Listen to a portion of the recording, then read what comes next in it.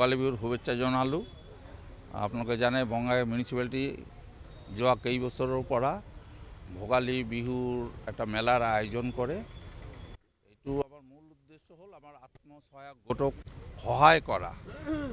আপোনালোকে দেখা পাইছে আমি এই গোট এইটো যে বনাইছোঁ, আমি সিহঁতৰ পৰা কোনো বৰংগনি লোৱা নাই, কোনো মাচুল ধাৰ্য কৰা নাই। আমিতো ফ্ৰী অফ কষ্টতেই দিছোঁ।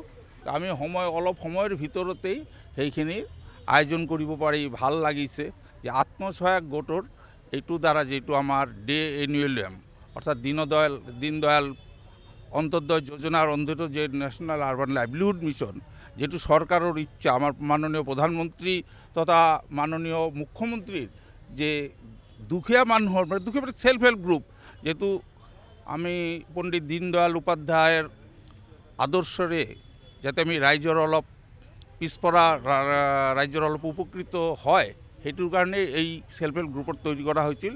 আৰ সিহঁতক সহায় কৰিব পাৰি আমি বঙাইগাঁও মিউনিচিপালিটিৰ পৰা যথেষ্ট আনন্দিত আৰু তৃপ্তি অনুভৱ কৰিছোঁ। আমি বঙাইগাঁওবাসীক ৰাইজক অনুৰোধ কৰিছোঁ, আপোনালোকে অৱশ্যই আপোনাৰ এই ষ্টলত আহি আপোনালোকৰ প্ৰয়োজনীয় এই ভোগালী বিহু